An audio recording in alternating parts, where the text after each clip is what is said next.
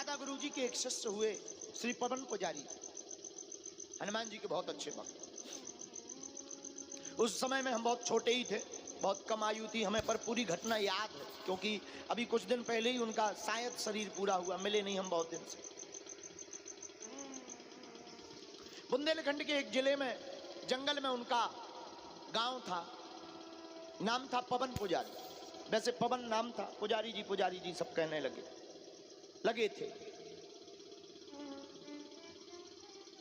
वो रेलगाड़ी में ट्रेन चलाने वाले ड्राइवर थे, लोको पायलट रेल चलाते थे।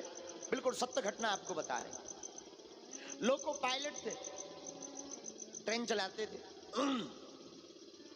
रोज का काम था, ट्रेन ले जाते थे। लेकिन उनके ऊपर हनुमान जी की भक्ति का बड़ा असर। रोज हनुमान जी के मंदिर में जाते, अपना नित्य नेम करते, नित्य क्रिया करते, हनुमान जी से आज्ञा लेते। अच्छा अब आपकी आज्ञा है तो हम ड्यूटी कराएं, फिर आते हैं। गांव के बाहर ही जंगल में एक हनुमान जी का मंदिर था जहां वो रोज पूजा करने जाते। हमारे दादा गुरुजी से उनका बड़ा नाता था, बहुत मिलते थे दादा गुरुजी को, आते थे, कभी कोई बात पूछनी होती थी आते थे, हम भी मिलते थे उनको। हमें बड़ा प्रेम करते थे, जब भी आते थे हम उनसे पूछते थे भाई ट्रेन कैसी चलती है, हमें कभी बैठाना, तो बातें करते थे। बिल्कुल बैठा लेंगे, बच्चों की आदतें बच्चों जैसी हो। हम तो 26 साल में भी बच्चे ही के बच्चा है। बड़े आनंद से हम मिलते थे, बातें करते थे। आहा क्या कहना, उनका भाव बड़ा दिव्य होता है। एक बार एक घटना घटती है। घटना ये घटती है कि वो गांव के बाहर जो जंगल में मंदिर था, लगभग 2-3 किलोमीटर अंदर, वहां सुबह सुबह पूजा करने गए। बरसात का मौसम, पानी बरस रहा था, जगह जगह खरपतवार जम गया, मंदिर में लाइट नहीं, अंधेरा, कोई व्यवस्था नहीं। एक छोटी सी मड़िया है, मड़िया के अंदर श्री हनुमान जी महाराज बैठे हैं। कोई गांव के लोग ज्यादा आते जाते नहीं थे, केवल यही 1-2 लोग दर्शन करने जाते थे, पूजा सेवा हो जाती थी। गांव के लोगों ने इन्हीं को पुजारी बना दिया, तुम हनुमान जी के पुजारी हो गए, इसलिए इनका नाम फिर पवन पुजारी चलने लगा। एक दिन ये मंदिर गए, मंदिर में ऐसी लगन लगी कि हनुमान जी के सामने से उठे ही नहीं। शाम हो गई, घर वाले बड़े परेशान, आए नहीं, ड्यूटी नहीं गए, नौकरी नहीं करने गए। तो घर वाले शाम के समय डब्बा लेकर 2-4 और गांव वालों को बोले भैया पवन आए ही नहीं है, पुजारी जी का पता ही नहीं कहाँ गायब है, ड्यूटी जाना है, रेल लेकर जाना है, नौकरी छूट जाएगी। घर वाले डब्बा लेकर के, लाठी लेकर के सब मोहल्ला वाले आए तो देखा, आहा आंखों से आंसू बह रहे हैं। वहीं मंदिर के चबूतरे पर खुले में बैठे हुए हैं, जगह जगह कीड़ों की आवाज आ रही, खरपतवार में सनन सनन की हवा चल रही है। लेकिन ये तो हनुमान जी के सामने दीपक जला करके, आंखों में आंसू भर करके रोते हुए भगवान की तरफ देखते हुए, मानो कह रहे हो आंखों से आंसू बह रहे हैं। शाम के समय घर वाले, गांव वाले पहुंचे, क्या कर रहे हो, लौट जाओ घर वापस। पवन पुजारी बोले हमारे तो सहारे यही है, किनारे यही है, दाता भी यही है, दीनानाथ भी यही है, इनको त्याग कर जाऊं कहां तजी चरण तुम्हारे। इनके चरणों को त्याग कर जाए कहां।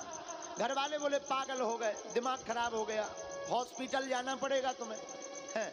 और बात बहुत अच्छी है, दुनिया वालों को भगवान का भक्त पागल नजर आता है और भगवान के भक्त को दुनिया वाले पागल नजर आते हैं। कोई भगवान का भक्त दिख जाए, क्या पागलपन, राम राम राम राम राम राम, अच्छी खासी जिंदगी है। हमसे एक जने बोले क्या तुम सीताराम सीताराम लगाए रहते हो, साधु जी सीताराम साधु, अच्छी खासी जिंदगी है, चलो बम्बई चलो, चलो तुम हम दिल्ली ले जाए, चलो हम तुम्हारा बढ़िया मकान बना दें। एक बहुत अमीर आदमी आए थे बहुत पहले, बढ़िया ऐसा करना वैसा करना, मॉडलिंग लाइफ जीना, ये वो। हमने कहा ठटरी के बारे है, बोले क्या पागलपन है ये? हमने कहा तुम्हें ये पागलपन लग रहा, हमें ये जो तुम बातें बता रहे वो पागलपन लग रहा। मानो ये वही वाली बात हो गई, कोई किसी पंछी को कहे कि आ जाओ भाई पिंजरे में, पानी भी मिलेगा भोजन भी मिलेगा, तो क्या पंछी पिंजरे में आकर प्रसन्न होगा? कोई पंछी से कहे कहाँ तुम दिन भर भागते रहते हो पानी के लिए, दाना के लिए, इधर आओ पिंजरे में, पानी भी मिलेगा भोजन भी मिलेगा, तो क्या पंछी प्रसन्न रहेगा? पंछी तो गगनचुंबी ऊंचाइयों पर जाकर के ही खुश होता है, वैसे साधु भी भगवान के चरणों में जाकर के ही प्रसन्न होता है? इन बिगड़े दिमागों में भरे अमृत के लच्छे हैं। अरे हमें पागल ही रहने दो, ऐसे पागल ही अच्छे हैं।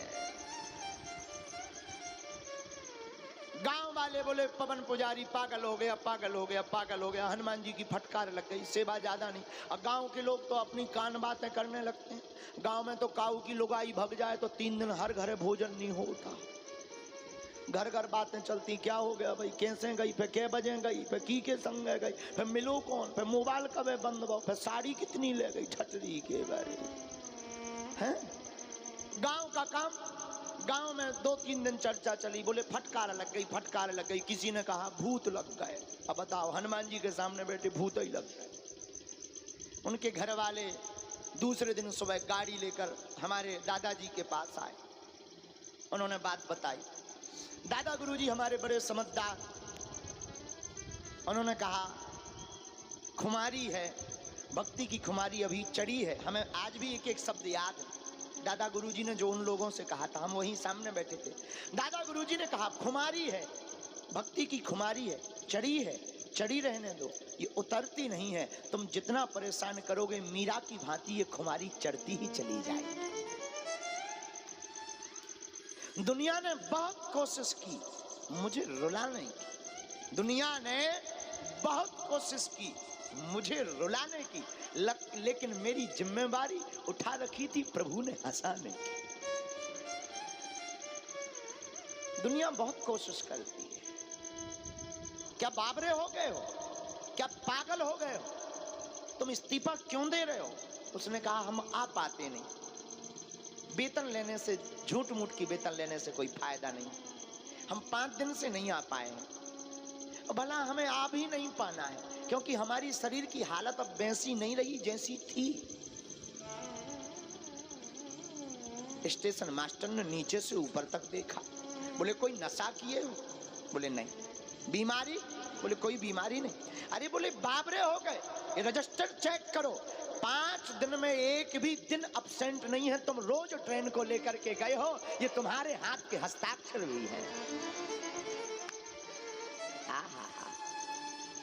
हस्ताक्षर को देखा, रजिस्टर को देखा तो झरझर करके आंसू बहने लगे। और पवन पुजारी समझ गया कि हमारे सरकार ही बालाजी हमारा रूप बना करके ट्रेन चलाने चले आए हैं। तब तो झरझर आंसू बहे। उसकी आंखों की हालत देखकर स्टेशन मास्टर भी समझ गया इनको कोई रोग लग गया है। उस परमात्मा का वो भी आंसू बहाने लगा।